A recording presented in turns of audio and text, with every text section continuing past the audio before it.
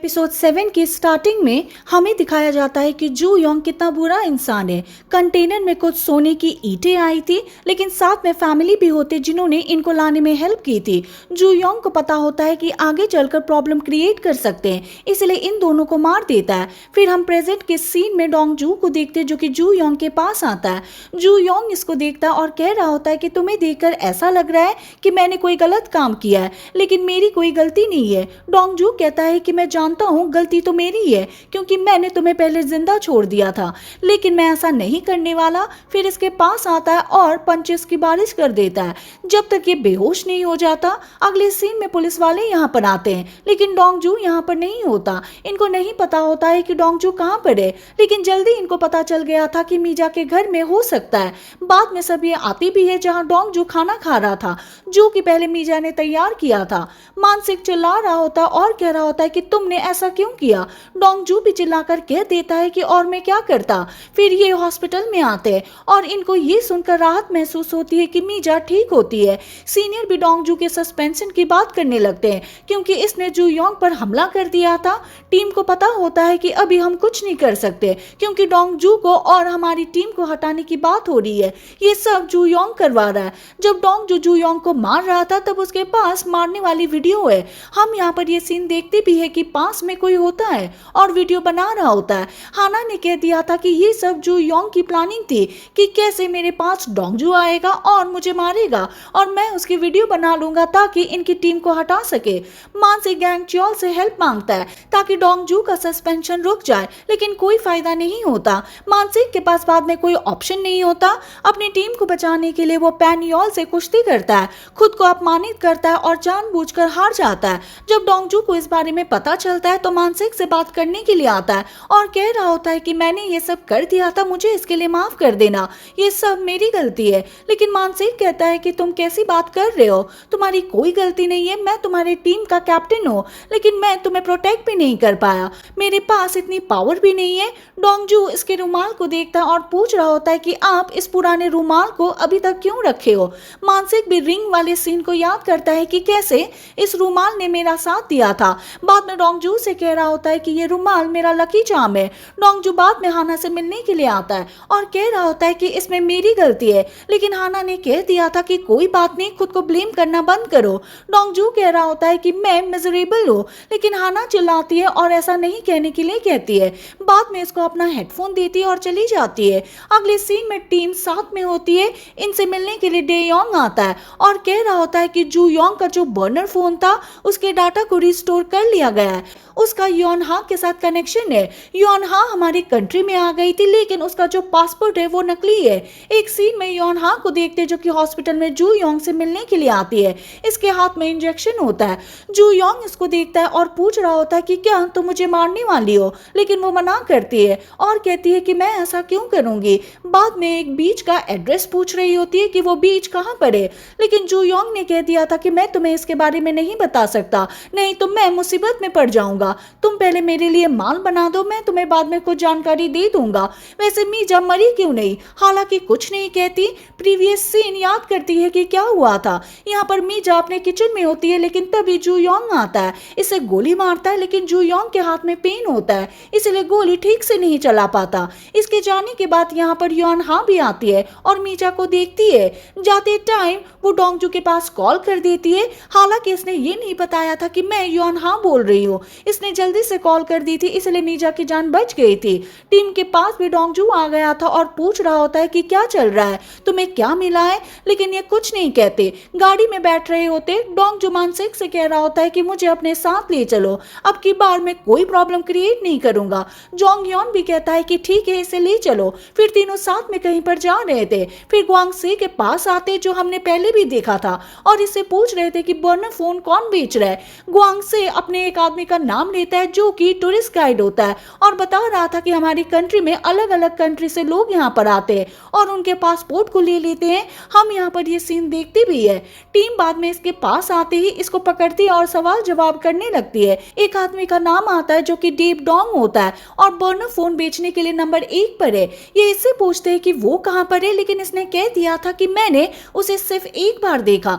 आदमी को बाद में कई फोटो दिखाई जाती है और ये काफी टाइम के बाद लग लगभग 2 रातों के बाद डैब डोंग को पहचान लेता है और कह दिया था कि ये वही आदमी है जो कि बर्नर फोन बेचा करता है। डोंगजू की टीम फिर कई आदमी को फॉलो करती है, डेव डोंग के बारे में पूछ रही होती है, लेकिन कोई फायदा नहीं होता। जू योंग भी हॉस्पिटल से डिस्चार्ज हो गया था। इसको लेने के लिए जोंगू आता है। जोंगू पूछ रहा होता है कि हम कहाँ पर जा रहे हैं। जू योंग ने कह दिया था कि पहले मेरे लिए फ्रूट्स ले आओ। शाम को टीम साथ में आती है, लेकिन इन्हें कोई इन्फॉर्मेशन नहीं मिलती। तभी डोंगजू के पास एक कॉल आती है, फिर भागते हुए हॉस्पिटल में आता है और यहाँ पर जू योंग होता है जो कि फ्रूट्स को लेकर आया था और ये मीजा के लिए होता है।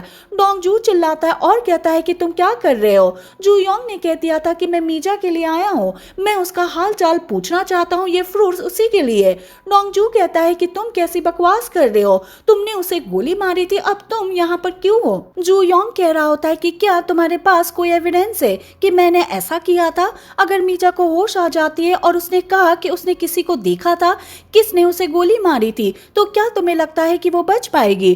डोंगजू गुस्से में होता है और इसको मारना चाहता है, लेकिन हाना इसको रोक लेती है। जू योंग बाद में जा रहा होता है, हाना साथ में आती है, फ्रूट्स की बास्केट लेकर आती है, इसको मारती है और फिर वैसे ही धमकी देती है जैसे पहले डोंगजू धमका रहा था।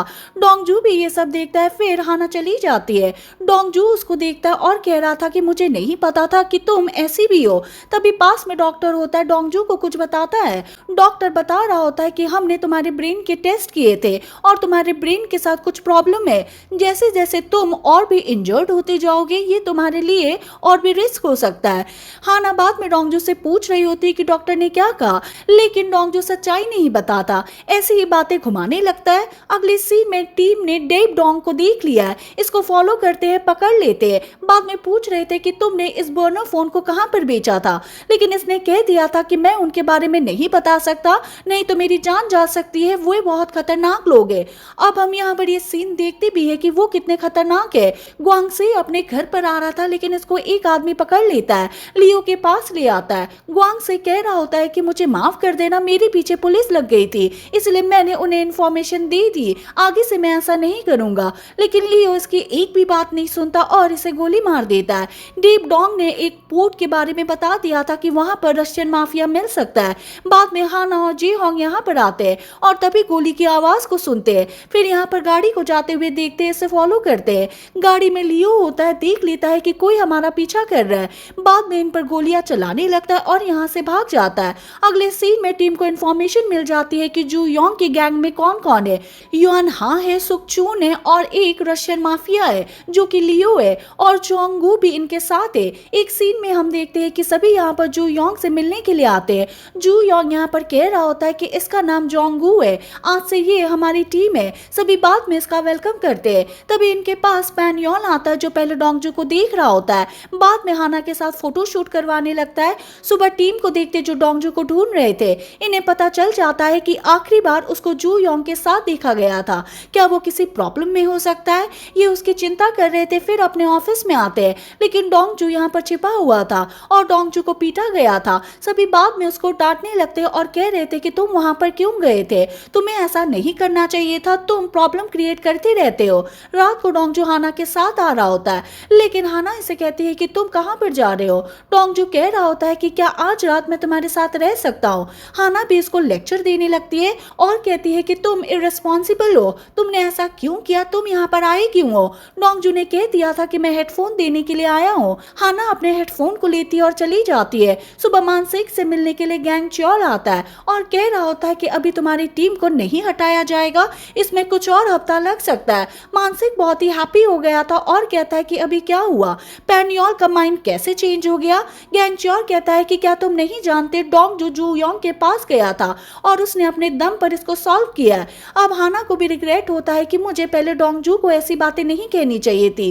बाद में डोंगजू से मिलने के लिए कई जगह पर आती है, एक जिम में भी आती है। हालांकि यहाँ पर डोंगजू नहीं होता क्योंकि वो छिपा हुआ था। इसको जाते हुए देख रहा था, इससे मिलना चाहता है, लेकिन इसकी नाक से खून बहने लगता है। बाद में रात को हाना अपने घर पर आती है, लेकिन सामने डोंगजू को देखती है जो कुत्ते को खिला रहा होता है। पहले इसको हाई करता है, लेकिन ये कोई बात नहीं करती, अपने घर के अंदर जा रही होती है। डोंगजू साथ में आता है। हाना इसे देखती है और कहती है कि तुमने अच्छा काम किया। डोंगजू याद करता है कि क्या हुआ था। वो जू योंग के पास आया था, इसने कह दिया था कि मैंने तुम्हारी जैसे पिटाई की थी, तुम मेरी वैसे पिटाई कर सकते सकते हो, लेकिन मेरी टीम को मत हटाओ। जू योंग भी इसकी बात मान लेता है, लेकिन कह दिया था कि मैं कोई चैंपियन नहीं हूँ, मैं कोई मुक्केबाज नहीं हूँ, इसलिए जोंगू तुम्हें मारेगा। बाद में अब ऐसा ही होता है, जोंगू बार बार इसको पंच मारता है, लेकिन डोंगजू हर पंच को सहन कर लेता है। अब हाना इसे कहती है कि अब तुम आगे क्या करने वाले हो, क्या तुम हार मान लोगे? लेकिन डोंगजू ने कह दिया था कि मैं ऐसा नहीं करूंगा। बाद में इसके पास आता और इसे किस कर देता है, और इसी के साथ ये एपिसोड खत्म हो जाता है। हम मिलेंगे नेक्स्ट वीडियो के साथ। Thank you for watching.